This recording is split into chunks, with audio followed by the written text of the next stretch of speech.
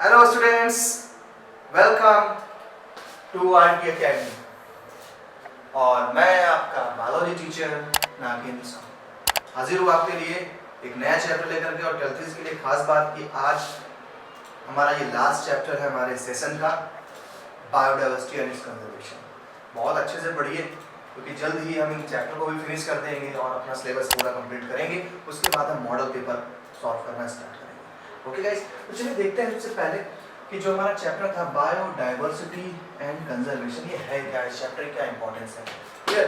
तो इस चैप्टर की इंपॉर्टेंस ये है कि आपने अभी तक बहुत सारी चीजें जानी, लेकिन अब आप ये जानेंगे कि आखिर कैसे हमारे अर्थ पे डिफरेंट टाइप के ऑर्गेनिज्म पाए जाते हैं। यानी जो वैरायटी आपको देखने को मिलेगी ऑर्गेनिज्म में, हम उस वैरायटी को बायोडाइवर्सिटी का नाम देते हैं। अर्थ पे 17 मिलियन ऑर्गेनिजम्स हैं और उन 17 मिलियन ऑर्गेनिज्म का जो ग्रुप है, इस ग्रुप को हम बायोडाइवर्सिटी कहेंगे। क्या बोलेंगे? बायोडाइवर्सिटी। तो बायोडाइवर्सिटी एक टाइप का हमारा ग्रुप है, वेरिएशन है ऑर्गेनिज्म के बीच। धरती पे डिफरेंट टाइप के ऑर्गेनिज्म है और डिफरेंट टाइप के ऑर्गेनिज्म मिलकर के एक डाइवर्सिटी बनाते हैं। अगर आप बात करें तो आप खुद ही देख ले, पोलर बियर्स देख लीजिए, या बियर्स की कितनी वैरायटी है। पोलर बियर, साइबेरियन बियर, तो ये बियर है तो वो बियर है, क्या डाइवर्सिटी है। हिमालय रीजन में चले जाइए, डिफरेंट टाइप के प्लांट्स हैं, डिफरेंट टाइप के हर्ब्स हैं, मेडिसिन हैं, क्या है? डाइवर्सिटी है। तो ये जो डिफरेंसेस अमंग द ऑर्गेनिज्म मिलता है, ये एक डाइवर्सिटी बनाता है, लिविंग ऑर्गेनिज्म का एक ग्रुप बनाता है, वो है डाइवर्सिटी एंड कंजर्वेशन। पहले तो हम जानेंगे बायोडाइवर्सिटी है क्या, धरती पर डिफरेंट टाइप के ऑर्गेनिज्म है, फिर हम उसको कंजर्व करेंगे, यानी उनका कंजर्वेशन करेंगे, उनको बचाएंगे। कैसे बचाएंगे कि हर एक स्पीशीज की अपनी एक क्वालिटी है, हर एक स्पीशीज की अपनी एक क्वालिटी है, तो हर एक स्पीशीज को बचाए रखने के लिए हमें उसका कंजर्वेशन करना पड़ेगा। तो गाइज, मेरे इस लेक्चर को आगे भी पाने के लिए हमारे चैनल आरटी अकेडमी को सब्सक्राइब करें, लाइक करें और शेयर करें। चलिए स्टार्ट करते हैं आज का ये बायोडाइवर्सिटी एंड कंजर्वेशन। टॉपिक उठा रहा हूँ मैं, level and pattern of biodiversity. कि क्या लेवल है, क्या पैटर्न है हमारे बायोडाइवर्सिटी का। चलिए देखते हैं। तो एक अच्छा सा पिक, बायोडाइवर्सिटी ऑफ कंजर्वेशन। कितनी सुंदर धरती होती है, कितनी सुंदर दुनिया है, इसे बचाना है हमें। टॉपिक हम जो डिस्कस करेंगे उसमें हम लेवल ऑफ डाइवर्सिटी के बारे में जानेंगे, हम number of species on earth, धरती पे कितने स्पीशीज है, पैटर्न ऑफ बायोडाइवर्सिटी, कितना लार्ज ग्रुप है पहाड़ों का बना हुआ।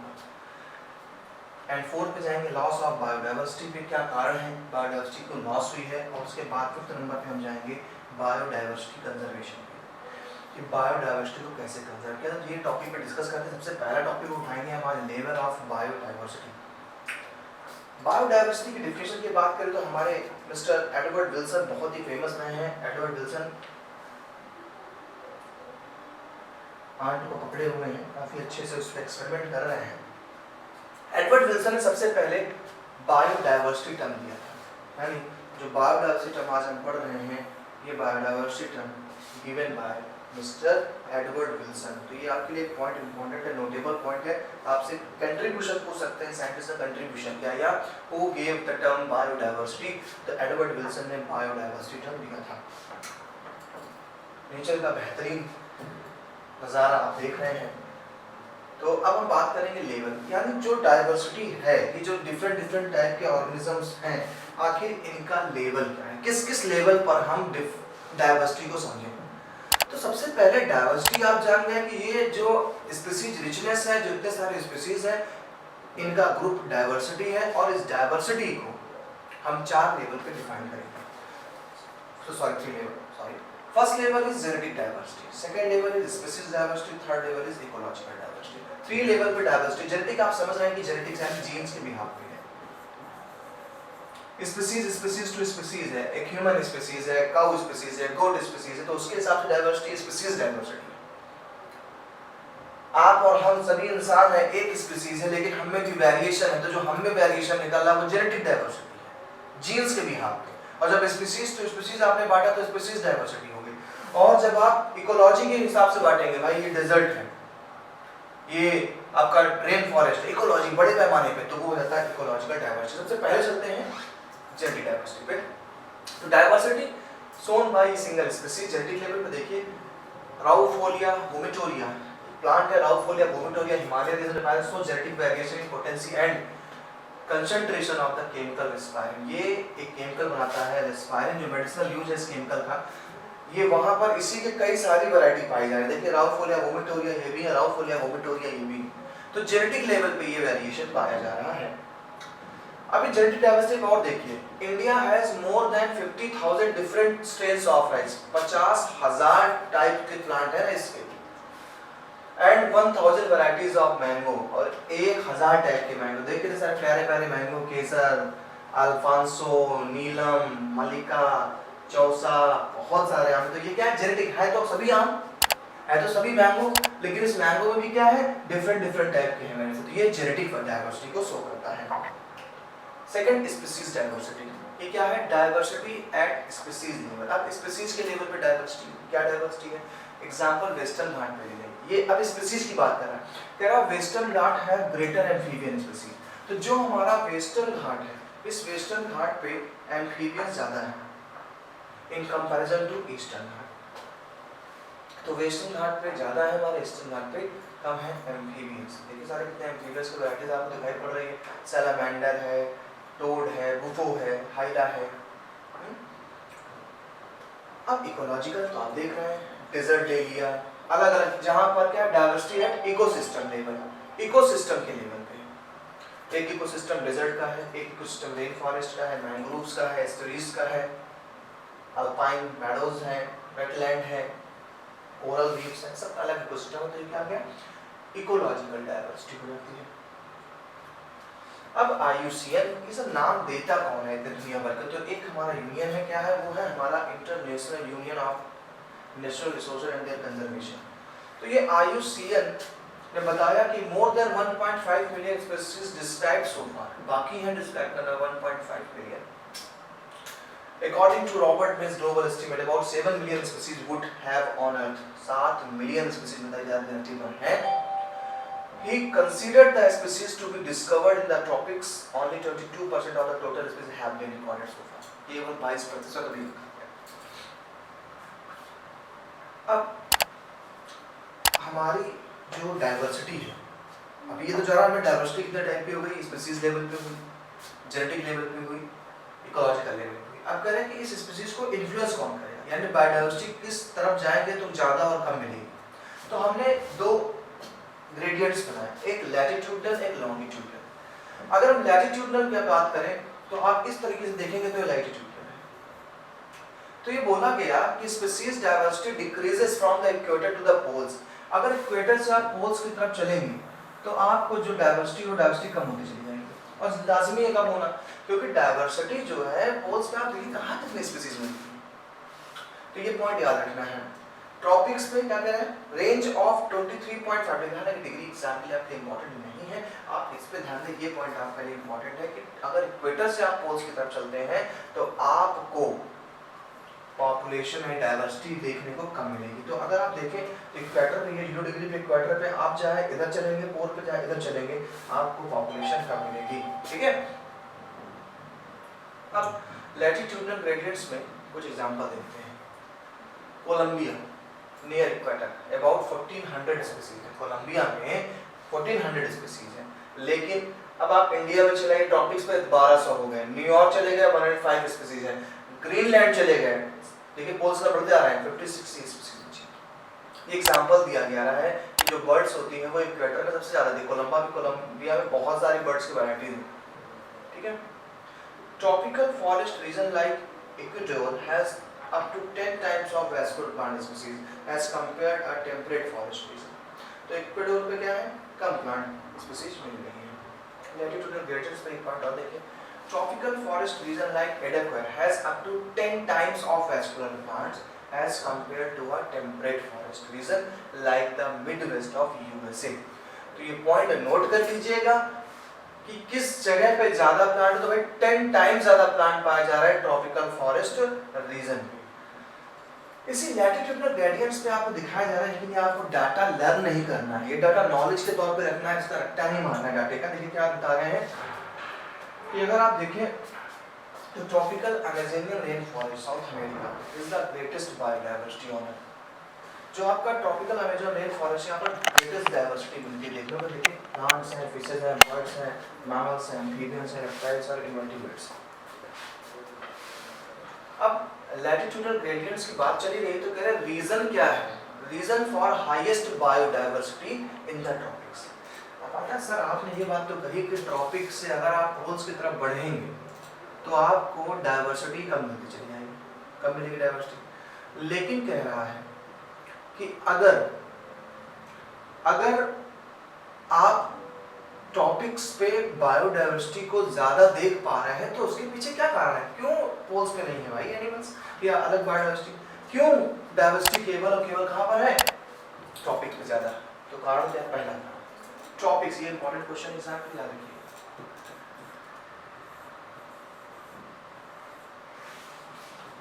ये इंपॉर्टेंट क्वेश्चन एग्जाम के लिए क्या कह रहा है, topics had more evolutionary time.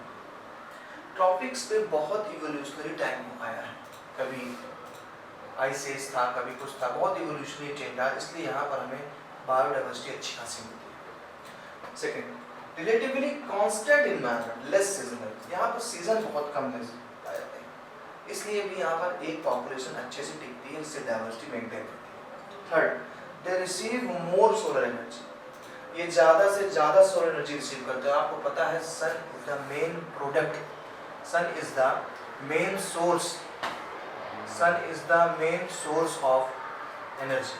तो सिंपल सी बात है, जहाँ पर सन जाएगा वहाँ पर क्या होगा, प्रोडक्टिविटी अच्छी होगी। तो जिस जगह पे सन है उस जगह पर अच्छी एनर्जी पहुँचेगी और वहाँ पर प्रोडक्टिविटी भी अच्छी रहेगी। तो इसलिए टॉपिक्स पे अगर हम बात करें तो टॉपिक्स पे पॉपुलेशन या डाइवर्सिटी के ज़्यादा होने का कारण क्या है, वो ये है कि ट्रॉपिक्स पे हमारे सनलाइट भी अच्छी खासी पड़ती है। नेक्स्ट, अब एक टर्म बहुत इंपॉर्टेंट ये भी है, जब आपसे क्वेश्चन पूछा जाएगा what is species area relationship. Species area relationship क्या होता है? According to the study of Alexander von Humboldt, Alexander von Humboldt in South American jungles with a reason.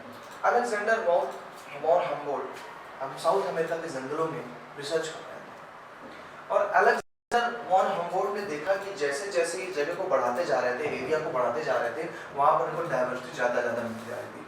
और एक कॉमन सी बात है यार, तुम जिस रूम में बैठे हो केवल वहाँ 2 ही एक लोग होंगे, पूरे घर में देखोगे ज़्यादा लोग हो जाएंगे,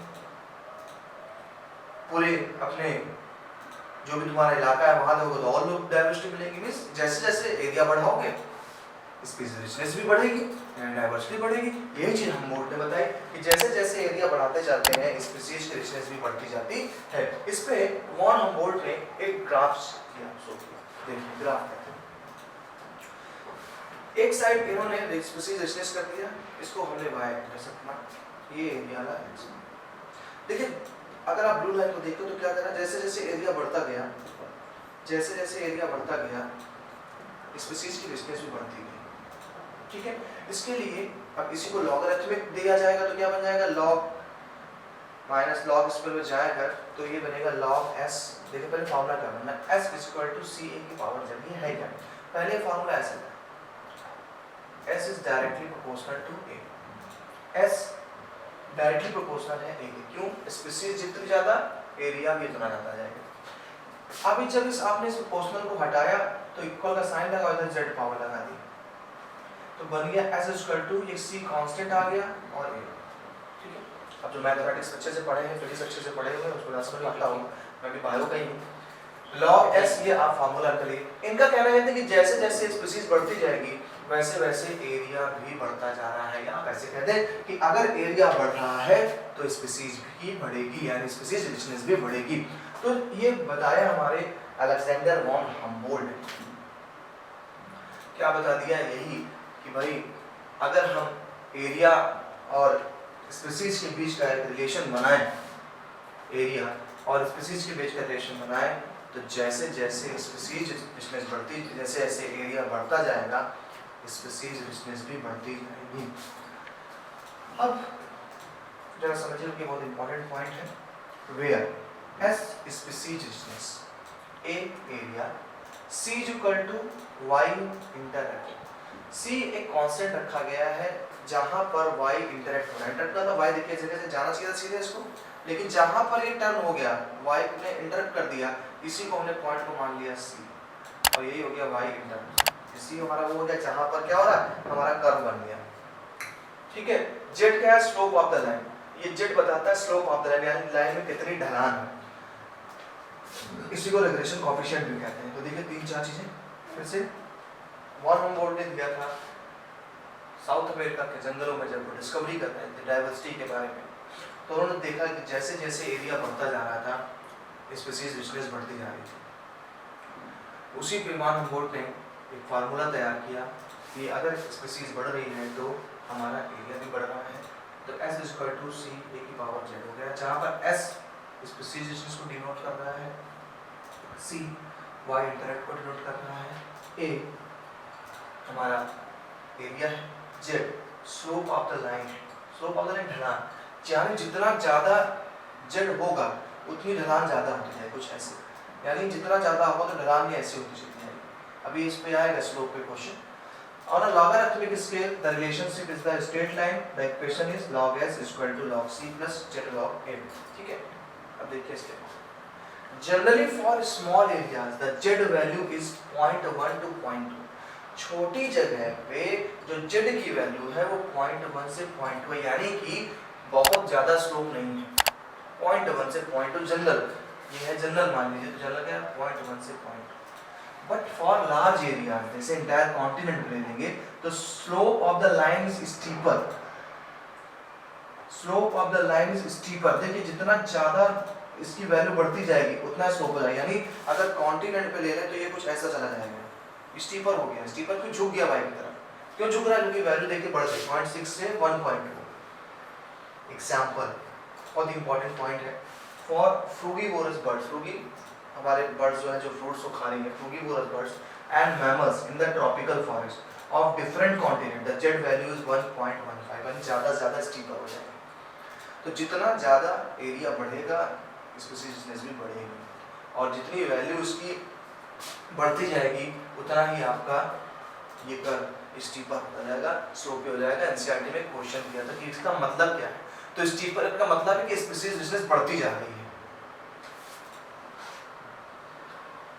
अब हमारे डेविड टिलमैन जी है, और डेविड टिलमैन भी कई सालों तक हमारे रिसर्च करते रहे बायोडाइवर्सिटी के बारे में।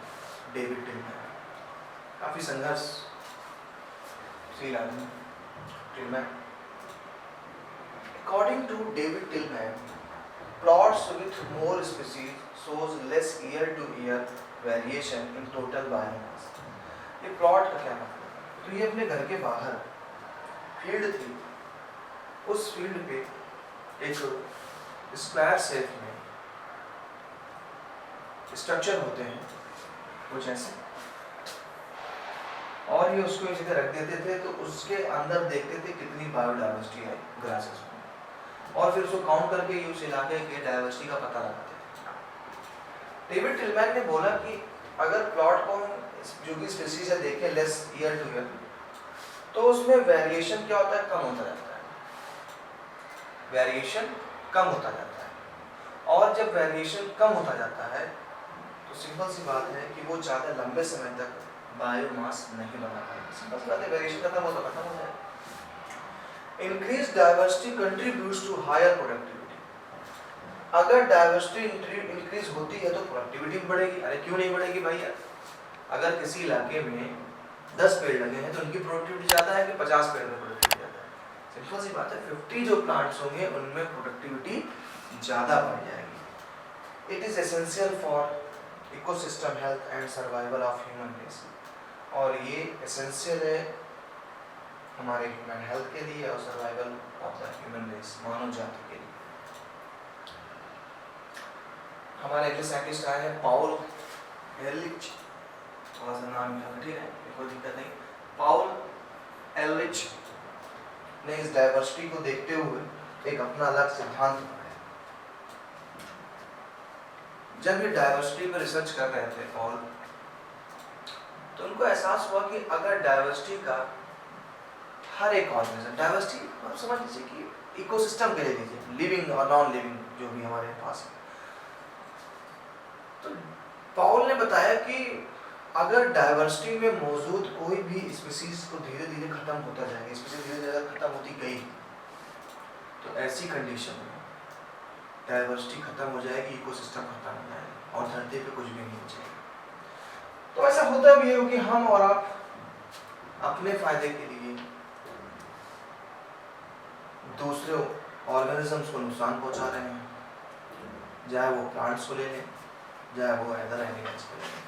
अपने बेनिफिट के लिए हम दूसरे ऑर्गेनिज्म पर अटैक कर रहे हैं और वो ऑर्गेनिज्म धीरे धीरे उस डाइवर्सिटी का हिस्सा खत्म हो रहा है। क्यों पीछे पड़े हैं हम लोग? टाइगर बचाओ। टाइगर को बचाने के चक्कर में इसलिए पड़े हैं क्योंकि टाइगर एक पार्ट है जो हमारे हर्बीवोरस के नंबर को रोके हुए, अदरवाइज डियर बहुत हो जाएंगे, ओवर ग्रेजिंग दुनिया भर की, फ्लड्स दुनिया भर की। तो डाइवर्सिटी हम बचाए हुए हैं और बचाना ज़रूरी है।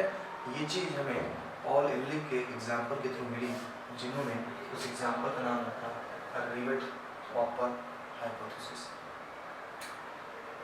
रिवेट-कॉपर हाइपोथेसिस एक इन्होंने एग्जाम्पल लिया प्लेन का। ये एक प्लेन है और उस प्लेन पे सब सवाल कुछ ऐसी है। मैं बहुत अच्छी प्लेन तो नहीं बना पाता, बट ट्राई करता हूँ।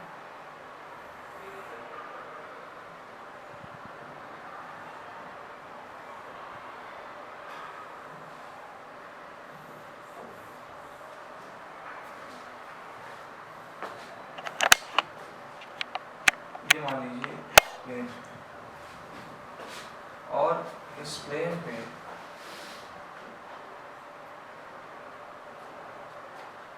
बैठी हुई है हमारी सवाल, सब सवारियाँ बैठी हुई हैं, जाने के लिए उड़ रही हैं। अब आप भी जाए प्लेन पे और अगर प्लेन पे आप पहुंचकर प्लेन के हर एक पार्ट को रिमूव करना चाहते हैं, अगर प्लांट के हर एक पार्ट को आप रिमूव करना स्टार्ट करें, तो सिंपल सी बात है, एक ऐसा टाइम आ जाएगा जिस टाइम प्लेन का हर एक पार्ट बाहर निकल जाएगा, यानी हर एक पार्ट टूट के बाहर पूरा प्लेन निकल। ये आपको एक एग्जाम्पल से समझाया जा रहा है, एक एग्जाम्पल पे समझाया जा रहा है कि अगर प्लेन के अगर बैठने वाली हर एक सवारी अगर हर एक डेली एक रिवेट को हटाएगी, एक बोल्ट को हटा ले, है ना, स्क्रू को हटा ले, तो क्या होगा? एक टाइम ऐसा आ जाएगा कि प्लेन की सारी चीजें खत्म हो जाएंगी, सब लेके चलेंगे, कुर्सी सब खत्म। इन्होंने मिस्टर पॉल ने इस प्लेन को इक्वल बताया इकोसिस्टम में, और हम उस इकोसिस्टम में सवार होते हैं। और इन्होंने रिवेट मतलब जो जिससे हमारे पार्ट्स जुड़े हुए हैं प्लेन में, उसे हम रिवेट बोलते हैं। उससे हमने क्या बोला? रिवेट, जिससे जुड़ा हुआ हमारा प्लेन। अब आप उस रिवेट को रिमूव करना है। रिवेट को इन्होंने एग्जांपल दिया ऑर्गेनिज्म से। अब अगर किसी भी इकोसिस्टम के डेली आप ऑर्गेनिज्म रिमूव करते जाएंगे कुछ धीरे करके, तो एक टाइम ऐसा आ जाएगा कि आपका इकोसिस्टम डैमेज होगा। आपको पता है इकोसिस्टम बनता है किससे? Living and non living organism से। तो यही हमें पॉल साहब बताना चाह रहे थे। It is analogy used to understand the importance of biodiversity. It is proposed by the Stanford ecologist Paul एहरलिच।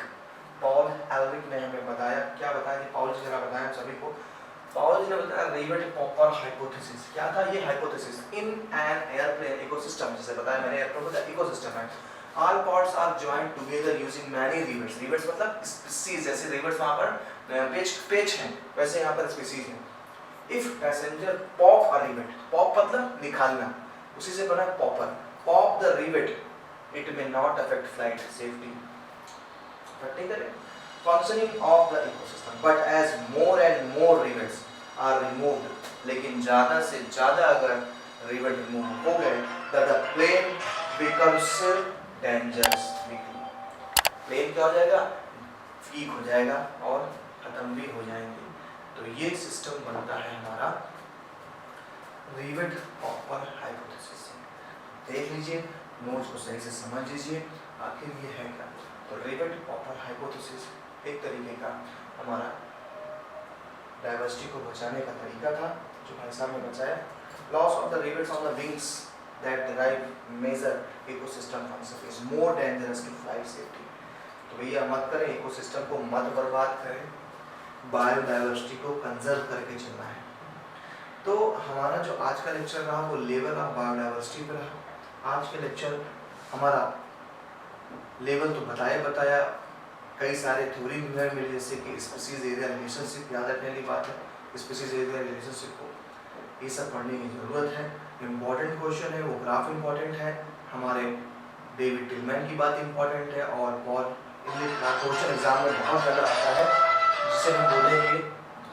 जिसे हम बोलते हैं क्या, रिवेट पॉपर हाइपोथेसिस. तो हमारे देखिए लेक्चर्स को लेने के लिए, भाई लेक्चर्स को पाने के लिए आपको चैनल को सब्सक्राइब करना पड़ेगा, और हमारे जिस चैनल में हर एक सब्जेक्ट को बेस्ट फैकल्टी के थ्रू एक्सप्लेनेशन दिया जाता है. उम्मीद है कि आपको अच्छे से समझ में आया होगा. चैनल को लाइक, सब्सक्राइब, शेयर करें. मुलाकात करेंगे नेक्स्ट क्लास में. तब तक के लिए बाय बाय.